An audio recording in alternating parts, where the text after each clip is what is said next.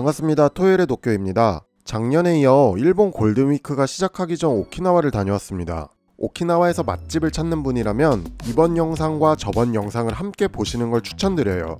영상은 여행과 음식으로 타임을 나누었습니다. 음식만 보실 분들은 각 타임라인을 이동하시면 됩니다. 사실 이번 여행은 저번과 달리 여행 자체만 보면 살짝 절망편이었어요.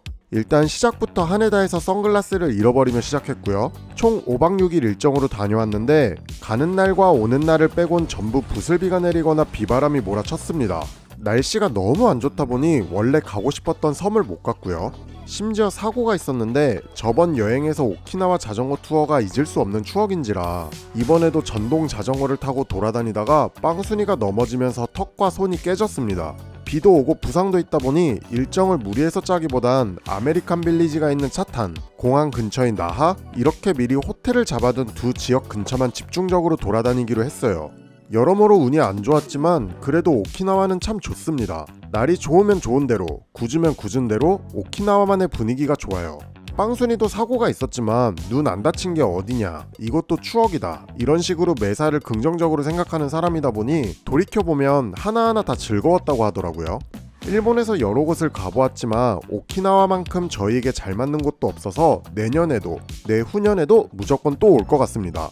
그래도 날이 좋은 첫날은 화창한 오키나와 날씨를 즐기거나 마지막 날은 사우나가 있는 바다에서 사우나와 바다를 만끽하곤 했어요.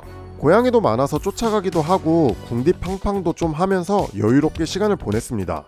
차탄의 호텔은 바닷가 바로 앞인 선셋비치 호텔, 나하는 팜 로얄이라는 곳을 잡았는데 둘 다 가격 대비 방이 넓어서 괜찮았어요. 특히 차탄은 바로 앞이 해변가라서 좋았고요. 팜 로얄은 풀장이 있어서 수영도 하고 위치가 국제거리 안에 있어서 이동이 수월해서 만족했습니다.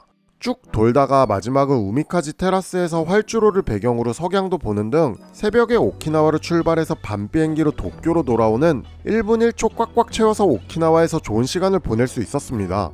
참고로 맛집 관련해서는 예전 영상에서 오키나와에 맛집이 많다는 이야기를 했다가 몇몇 분들로부터 오키나와에 무슨 맛집이 있냐 라는 말씀을 듣곤 했는데요. 사람마다 입맛이 다르다 보니 이런 말씀도 이해는 가요. 근데 일본에서 맛있는 도시 랭킹에 대한 설문조사 결과를 보면 일본의 47개 도도부현 중 오키나와가 10위권 내에서 왔다 갔다 할 만큼 의외로 순위가 높습니다. 오키나와가 미국 문화 영향이 워낙 강하다 보니 타코, 스테이크, 도넛 이런 류의 음식을 선호하지 않는 분들, 같은 맥락으로 오키나와는 오키나와대로 음식 문화가 발달한 곳이라서 일본 하면 떠오르는 스시, 우동 같은 음식이 타 지역에 비하면 약합니다. 나는 전형적인 일식만 즐기고 싶다는 분들에게는 입맛에 맞지 않을 수도 있을 것 같아요. 그래서인지 흰쌀밥에 국물 없이는 식사를 못 드시는 어르신과 함께 오면 힘들어 하시는 분도 계시더라고요. 이런 특성 때문에 일본인들 사이에서도 오키나와 음식이 입에 맞는 사람, 안 맞는 사람이 나뉘곤 합니다. 자, 이런 배경 지식과 함께 오키나와에서 먹었던 음식들을 장르별로 소개해보겠습니다. 1년 전 영상에서 갔던 곳들 중 중복되는 곳, 생각보다 저희 입맛에 안 맞았던 곳은 제외했습니다. 그럼 바로 가보시죠. 먼저 오키나와 하면 스테이크죠. 스테이크는 차탄과 나하에서 각각 한 곳씩 다녀왔습니다. 먼저 나하의 조지 레스토랑입니다. 내가 지금 나하에 있다? 앞으로 나하를 갈 거다. 여기 무조건 가세요. 진짜 맛있습니다. 가게는 약 70년 정도로 오래된 가게이고요. 오키나와를 간다고 했을 때 주변 일본 친구들로부터 엄청나게 추천을 받았던 곳이기도 합니다. 가게 종업원분들도 친절하시고요. 분위기는 작은喫사店같은 느낌입니다. 전후 오키나와에서는 주일 미군이 맛, 위생, 공정한 가격 등을 고려해서 자국민이 안심하고 갈 수 있는 곳에 A사인이라는 공식 마크 같은 걸 붙였는데 그 A사인을 처음으로 받은 곳이라고도 해요.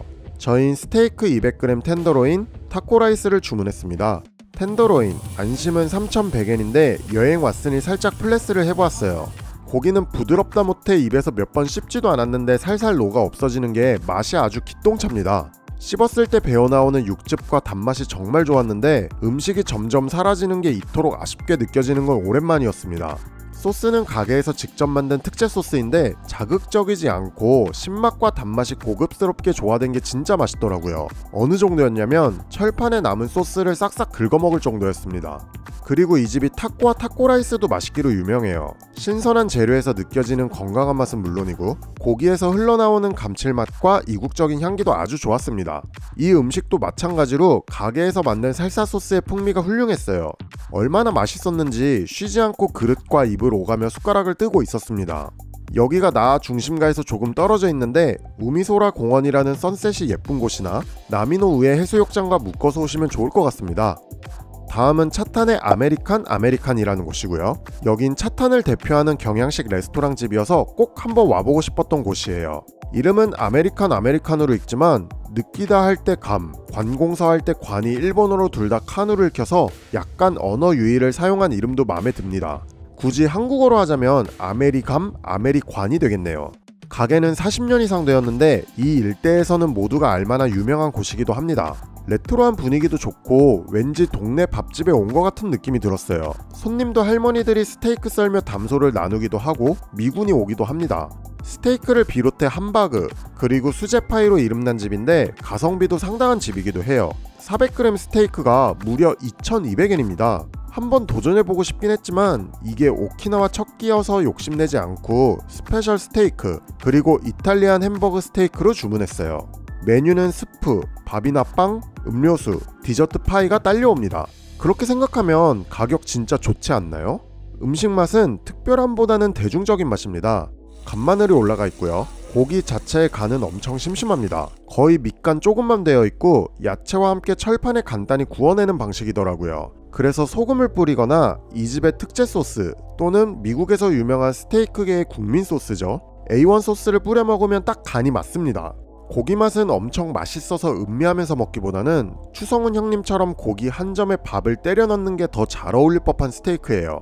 함바그 스테이크는 길 가다 아무나 붙잡고 먹여도 맛있다고 할 만한 누구나 좋아할 맛입니다. 식사 마무리로는 이런 수제파이가 나오고요. 맛이 여러 가지가 있어서 선택하실 수 있습니다. 촉촉한 스타일보다는 파삭파삭한 스타일의 파이예요. 그리고 한 가지 더. 이 집은 사실 이 레몬 케이크 같은 레몬 파피라는 게 유명해서 식사 계산하실 때 간식으로 꼭 하나 사가시길 바랍니다. 이거 돌아다니면서 조금씩 뜯어 먹으니 은근 맛있더라고요. 두 번째는 오키나와 소바입니다. 여기도 차탄과 나하 두 곳을 갔는데 예전 영상에서 전형적인 오키나와 소바 맛집을 다녀왔기에 이번에는 오키나와 소바를 조금 창의적으로 재해석한 집을 방문했어요. 먼저 오키나와 가시는 분들이라면 무조건 맛집 리스트에 있을 A분입니다. 실제로도 가게를 방문하면 한국분들을 심심치 않게 뵐 수 있었어요. 다시 말하면 한국분들 입맛에 잘 맞는다는 이야기겠죠. 여긴 워낙 인기 맛집이다 보니 1시간 웨이팅은 기본입니다. 이름을 쓰고 근처를 적당히 돌아다니다 오면 좋은데 저인 가구, 그릇, 디자인 책 등을 판매하는 러프트 그리고 분코노분코라는 책방에 가서 커피 한 잔과 함께 옛날 잡지를 베개내 업어왔습니다. 혹시라도 이름을 불렀을 때 안 계시면 순번이 꼬일 수 있으니 적절히 시간 분배 잘 하셔서 주변 구경하시면 좋을 것 같아요. 주문은 간판 메뉴인 분분소바의 생면, 소고기와 숙주볶음에 고수를 올린 메뉴에 이것도 생면으로 면을 변경하였습니다. 생면이 이 집의 포인트라고 그러더라고요. 오키나와 소바 하면 면에서 느껴지는 밀가루 향기, 슴슴한 국물 이런 부분에서 호불호가 갈리곤 하는데 여긴 국물부터가 깊고 진한 게 너무 괜찮았습니다. 한입 뜨자마자 란 말이 자동으로 터졌어요. 왜 한국분들이 그렇게 많이 오시는지 국물 첫입에 이미 느껴졌습니다. 두툼한 삼겹살, 갈비살인 소키 둘 다 짭조름하면서 너무 부드럽고 야들한 게 진짜 잘 삶았고요. 면도 생면이라서 쫀쫀한 탄력이 돋보이는 데다가 오키나와 소바 특유의 밀가루 향이나 퍼진 국수 느낌이 덜해서 더욱 맛있게 즐길 수 있었습니다. 소고기 숙주볶음에 고수를 올린 메뉴는 쌀국수스러움이 있지만 쌀국수보다는 더욱 기름진 맛에 불향이 상당히 강해서 식욕이 무척이나 오르는 맛이었습니다. 이렇게 칼칼한 양념을 더하니 오키나와에서 부족했던 매콤한 국물 맛도 느낄 수 있고 아주 만족스러운 한 그릇이었어요. 도쿄에 살면 사실 여러 면 요리 중에서 오키나와 소바를 찾아 먹거나 하진 않아요. 라멘, 탄탄면 같은 면 요리에 밀려서 오키나와 요리점 가면 먹고 나는 후순위 요리이곤 하는데요. 이 집은 도쿄에 있으면 찾아 먹고 싶다고 느낄 정도로 맛있었습니다. 빵순이는 이번 오키나와 여행 중 가장 맛있는 집으로 여길 꼽더라고요. 두 번째는 차탄, 아메리칸 빌리지에 있는 키세키입니다.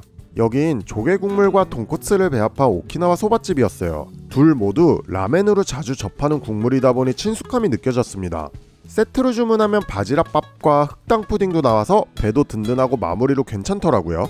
배합 국물의 밸런스도 좋고 은은한 단맛의 깊이감도 있어서 국물이 시원하고 좋았습니다. 들어간 재료도 오키나와 소바치고는 독특했어요. 목이버섯도 그렇고 느끼함과 아삭한 식감을 더해줄 양파도 눈에 띄네요. 그리고 신기하게도 튀긴 우엉이 덩어리로 들어가 있었습니다. 아메리칸 빌리지가 동네 특성상 외국인 관광객도 많은 곳인데 많은 사람들 입맛에 잘 맞도록 고민한 흔적이 역력하더라고요. 면도 맛있었고 함께 나온 바지락밥도 바지락의 은은한 풍미가 돋보이면서 그냥 먹어도 괜찮고 국물을 조금 더해 말듯이 먹어도 맛있었습니다. 흔히 알고 있는 오키나와 소바와 달리 창의적이죠. 저는 오키나와 소바와 라멘을 섞은 느낌이었는데 개인적으로는 라멘에 가까운 인상을 받았어요. 아메리칸 빌리지에서 국물 음식이 땡긴다 하면 한 번쯤 방문하면 좋을 만한 곳이었습니다. 한 가지 아쉬운 점은 아메리칸 빌리지에도 한국 분들이 정말 많던데 고춧가루를 구비해 두거나 매콤한 양념장을 A분처럼 추가할 수 있도록 하면 더 좋지 않았을까. 포구에 조금 얼큰한 국물이 땡겨서인지 그런 생각을 해보았습니다. 다음은 타코를 먹으러 떠나봅니다. 먼저 나하에 있는 잼스 타코스입니다. 사실 오키나와에서 타코는 웬만하면 어딜 가나 다 맛있는데요. 그 중에서도 이 집은 가볍게 먹을 수 있는 타코에서 1등인 집이었습니다. 가게는 국제거리 중심에 있는 데다가 모던한 꾸밈이라서 가게 분위기도 좋아요. 타코는 한 종류인 듯 하고요. 이 집 타코가 유독 기억에 남는 게 보통 타코 하면 살사 소스를 뿌려 먹는데 여긴 소금 타코라고 타코 첫입은 있는 그대로 먹길 권장하는 게 독특했습니다. 아무것도 안 뿌린 타코는 처음 먹어봤는데 상당히 별미더라고요. 저 쉘이 얇고 바삭하면서 고소해서 그런지 짭짤한 과자를 먹는 느낌이 있었습니다. 튀겼음에도 부담스럽지 않아서 몇 개고 먹을 수 있을 것만 같은 가벼움도 느껴졌어요. 살사 소스를 뿌리지 않았을 때는 재료 각각의 맛이 따로 또 같이 어우러지는 점이 재밌으면서도 맛있는 타코였습니다. 살사 소스를 뿌리면 다른 집 타코와 비슷하게 변해서 두 가지 맛을 나눠서 즐길 수 있다는 점이 매력적인 가게였어요. 두 번째는 코자에 있는 찰리스 타코스입니다. 신스 1956. 와, 멕시코에서 나고 오키나와에서 자란 분이 만든 곳이자 오키나와에서 처음으로 생긴 타코 가게라는 타이틀 때문인지 여긴 약간 성지순례로 많이 방문하는 곳이기도 해요. 인기를 증명하듯 가게 안은 유명인들의 사인으로 가득하고요.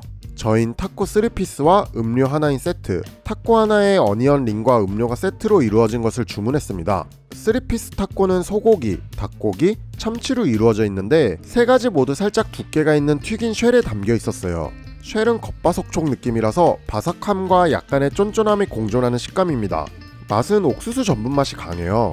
고소한 쉘을 지나 각각의 재료 맛이 도드라지는 특징이 있었는데 전체적으로 기름진 스타일이었습니다. 타코 하나하나 양도 푸짐해서 다 먹고 나면 은근 배도 부르더라고요. 앞서 소개한 잼스 타코와는 정반대의 타코라고 생각하시면 될 것 같습니다. 살사 소스도 건더기 없이 맵고 묽은 소스로만 되어 있었고요.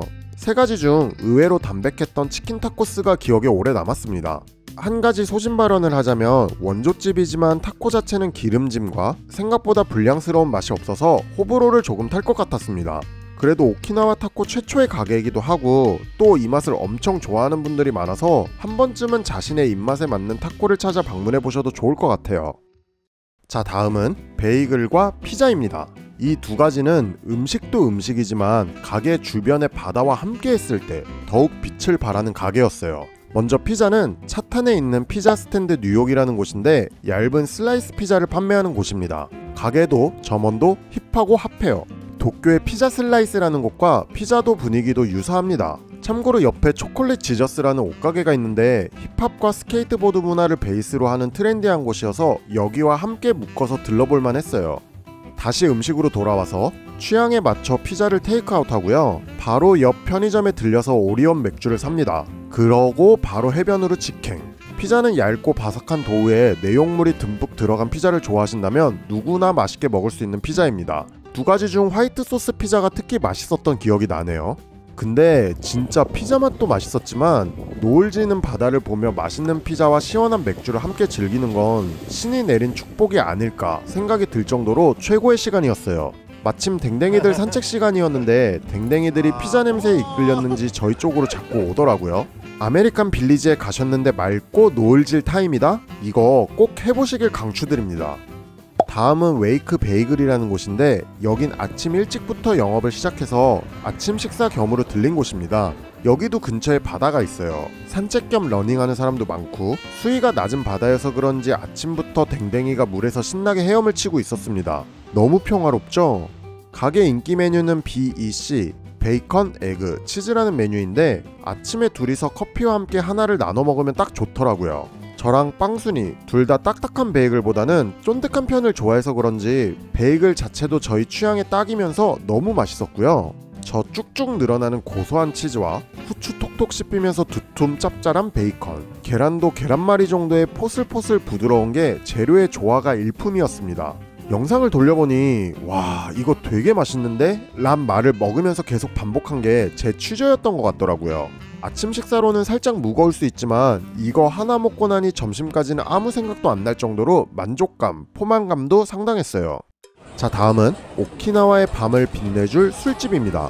간 곳이 워낙 많아서 짧게 훑도록 할게요. 먼저 코사쿠라. 여긴 나아의 이자카야를 이야기할 때 무조건 1순위로 꼽히는 집이라고 해요. 올해로 70주년이라고 하더라고요. 오키나와의 향토 음식과 아와모리라는 오키나와 소주를 함께 제공하는 곳입니다. 아와모리는 맛이 엄청 독특합니다. 그래서 처음 드시는 분은 입에 맞지 않는 경우도 많다고 해요.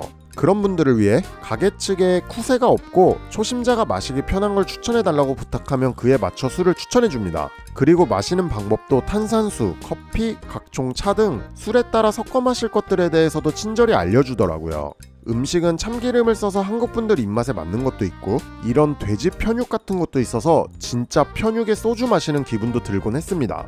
여기서 꼭 먹어야 할 건 소금 연골 갈비살과 소면 참프르, 이거 두 개는 필수예요. 그리고 돼지기를 초절임한 이 메뉴도 추천입니다. 몇몇 메뉴는 하프 사이즈로도 주문 가능해서 적당히 술과 함께 즐기기에도 좋았어요. 소면 참프르는 마늘에 슬슬 볶아내서 그런지 알리오 올리오의 소면 버전에 가까운 맛과 풍미였습니다. 소금 연골 갈비살, 이거 만드는 방법 좀 알려주세요. 이를 대자마자 풀어지는 부드러운 고기살, 짭조름한 맛이 집에 와서도 또 생각이 날 정도로 술과 함께 먹기 최고의 안주였습니다. 두 번째는 하코사쿠라는 곳입니다. 여기는 마침 생선회가 땡겨서 방문했던 곳이에요. 결론부터 말씀드리면 이 집 진짜 잘합니다. 그냥 요리를 잘하는 분이 하는 가게예요. 아쉬운 점은 오키나와가 숙성회가 도쿄에 비하면 조금 비싼 편인 점이었습니다. 이 부분은 시장가가 있으니 어쩔 수 없을 것 같아요.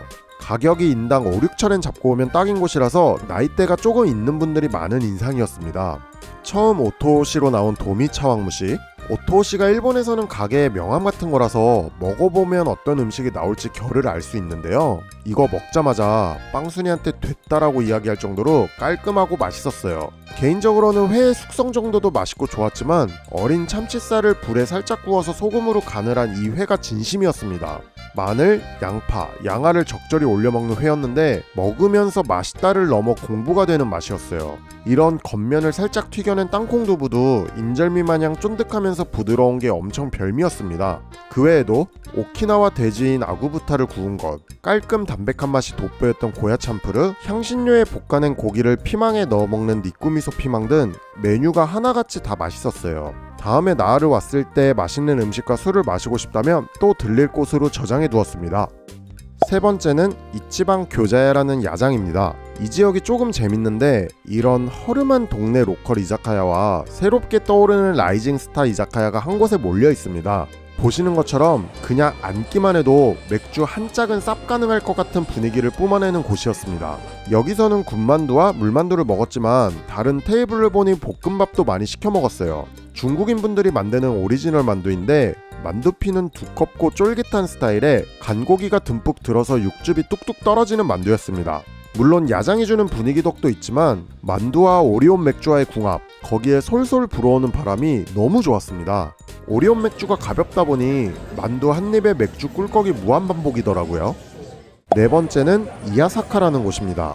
여긴 제가 예전에 소개했던 미친 이자카야 바카와라이 준스이의 오키나와점이라서 들러보았어요. 생각보다 바카와라이에서의 이런 텐션은 아니었지만 접객도 도쿄에서 그랬던 것처럼 훌륭했습니다. 여기도 오키나와 현지인들, 그 중에서도 20, 30대로 보이는 젊고 패셔너블한 층의 손님이 많은 게 인상적이었어요. 가게가 약간 네오 이자카야 같은 요즘 이자카야스러움과 길 노상에서 서서 마시는 옛날 이자카야스러움도 적당히 믹스되어 있는 점이 재밌었습니다. 음식은 중식을 가게만의 시선으로 재해석한 곳입니다. 피망을 국물에 재워서 씹었을 때 슈마이처럼 국물이 흘러나오는 식감의 요리도 재밌었고요. 우리나라의 돼지갈비 같은 맛이 떠오르는 철판 불고기에 가게 모든 사람들이 환호성을 함께 질러주었습니다. 이 가게의 대표 메뉴는 간을 부추와 함께 볶아낸 레바니라라는 음식인데요. 간이 아주 신선하고 부드러웠는데 강한 양념과 은근 잘 어울렸습니다. 미리 깜놀 주의하시고요. 오키나와의 대표술인 하부슈, 뱀술이 카운터 앞에 있어서 또 안 마실 수가 없겠더라고요. 뱀술은 생긴 건 이래도 은근 맛있습니다. 앞서 말씀드린 대로 이 지역이 MC 메타와 빈지노처럼 신구의 조합, 연결고리가 재밌는 지역이어서 나아에 계신다면 한 번쯤 구경삼아 돌아보셔도 좋을 것 같아요. 마지막 이자카야는 낮에 들렸지만 밤에 가도 좋을 이자카야, 메시토 코토부키 코야지라는 곳입니다. 여기도 인기점이어서 그런지 낮부터 사람이 많네요. 저희는 도쿄에서 가게를 하는 셰프분의 추천으로 방문했습니다. 가게에서는 계절에 맞춘 사과를 판매하는데 이날은 찐 패션 후르츠를 잘라주는 사과를 판매 중이었어요. 낮부터 상큼한 게 날씨와 아주 딱이었고요. 음식은 이런 회모듬 같은 것도 있고 생선구이도 있지만 두꺼운 면으로 만든 나폴리탄이 자극적이면서 맛있었습니다. 가게에 핫소스를 뿌려 먹으면 더욱 좋은데 나폴리탄 전문점과 견주어도 손색 없을 정도로 맛있게 먹었어요. 새우치즈 오븐구이도 상당히 괜찮았습니다. 약간 로제 같은 느낌이었는데 이건 이거대로 다 먹고 끝에 밥을 리조또로 추가로 더할 수 있어서 술 마시고 식사 대용으로 먹어도 좋더라고요. 그 외에도 돼지 족발을 튀긴 거, 한국에서는 족발을 편으로 잘라 먹지만 일본은 통으로 먹는 경우가 많습니다. 겉은 치킨 껍질처럼 바삭한데 살짝 씹자마자 폴폴폴 풀리는 족발의 콜라겐 덩어리가 맥주 짝꿍으로 아주 훌륭했습니다. 음식 가격도 부담스럽지 않아서 여기도 다음에 나아에 오면 또 오고 싶은 이자카야였습니다. 다음은 간식입니다. 먼저 부에노 치킨. 치킨은 전기통닭에 다진 마늘을 듬뿍 넣은 마늘치킨인데 차로 이동하시는 분들은 여기 들러서 포장해 가셔도 좋을 것 같습니다. 한국의 마늘치킨보다는 좀 더 마늘이 두툼하고 치킨도 전기통닭 치킨처럼 껍질이 쫄깃한 스타일이에요. 닭은 오키나와산 닭을 식초, 마늘, 향신료 등을 배합한 양념장에 이틀 재운 뒤 2시간 정도 굽습니다. 맛을 알기 쉽게 말씀드리면 한국의 간마늘을 들이붓는 마늘치킨보다는 마늘향이 세지 않습니다. 그럼에도 뚜렷한 마늘 풍미가 식욕을 자극하고요. 닭고기도 잡내가 일절 없는 데다가 시간을 들여 천천히 구워내서 살이 부드럽고 육즙이 가득합니다. 감칠맛이 깊게 배어있는데 마치 영화 관상에서 조정석이 닭 뜯어먹는 것 마냥 그냥 손으로 잡고 양손에 마늘 냄새 배어가며 개걸스럽게 먹어야 제맛이더라고요. 두 번째는 지바고 커피와 카라바나 아이스 도넛입니다. 지바고 커피는 아메리칸 빌리지가 아침이 되면 지나가는 사람들이 손에 하나씩 컵을 들고 걸을 정도로 찻탄을 대표하는 커피집이더라고요. 저희는 근데 커피보다 카라바나의 아이스크림과 도넛이 가장 기억에 남았어요. 아이스크림은 여러 종류 중에서도 라임 앤 코코넛 윗 올리브 오일이라는 걸 먹었는데 이거 제 인생 아이스크림이었습니다. 얼마나 맛있었냐면 지나가는 사람들한테 이 집 아이스크림 맛있으니 한번 먹어봐요 라고 입에 한 입씩 떠넣어주고 싶은 맛이었어요. 재료에 대한 호불호는 있을 수 있지만 코코넛에 대한 거부감이 없으시다면 꼭 드셔보셨으면 좋겠습니다. 도너츠는 반을 갈라서 안에 크림 같은 걸 채운 건데 이것도 상당히 맛있었어요. 저희는 레몬 도너츠와 그라놀라, 블루베리가 들어간 요거트를 먹었는데 특히 시큼한 요거트, 달콤한 슈가 조합의 도너츠가 너무 맛있었습니다. 아직도 이 도너츠 이야기를 하면 빵순이가 맛을 상상하면서 미소를 짓곤 해요. 다음은 겐키 쇼쿠도라는 93세 할머니께서 하시는 70년 된 동네 튀김집입니다. 사실 여기는 맛집이라고 하기에는 조금 그렇지만 제가 역사와 스토리가 있는 가게를 좋아해서 오키나와 오면 꼭 와보고 싶었던 곳입니다. 튀김을 포장해서 갈 수 있는데 튀김 하나에 50엔이에요. 한 5개 정도 포장하고 길 가다가 맥주 하나 사서 먹으면서 돌아다니면 참 좋더라고요. 튀김 자체는 튀김옷을 잔뜩 입힌 옛날 튀김 방식입니다. 오징어나 닭고기, 그 외에도 생선 등을 튀긴 건데 빵순이 말로는 본가에서 명절마다 이런 튀김을 먹었다고 하더라고요. 제가 어릴 적 살던 동네에 이런 오징어 튀김과 떡볶이를 파는 곳이 있었는데 향수도 떠오르고 하나씩 주워 먹으며 오키나와 거리를 걸으니 너무 좋았습니다. 그리고 오키나와 하면 지미 애플파이를 꼭 사가야죠. 공항에 가게가 있는데 구매일로부터 2-3일 정도는 먹을 수 있어서 돌아가는 길에 추천입니다. 크기도 큼직하고 달콤한 사과와 은은한 시나몬 향, 부드러운 파이가 중독적인 녀석입니다. 화려하진 않지만 기본이 충실한 파이예요. 자, 마지막은 디저트와 잠시 쉬어가기 좋은 곳을 소개합니다. 먼저 코오리오 키자메. 여긴 빙수집인데 빙수가 도쿄의 여타 빙수집과 견주어도 다이다이 뜰 수 있을 정도로 괜찮은 곳이었습니다. 저희는 이 가게의 간판 메뉴인 캐러멜과 두 가지 맛을 한 번에 느낄 수 있는 메뉴 중 딸기 프로마주와 말차를 부탁했습니다.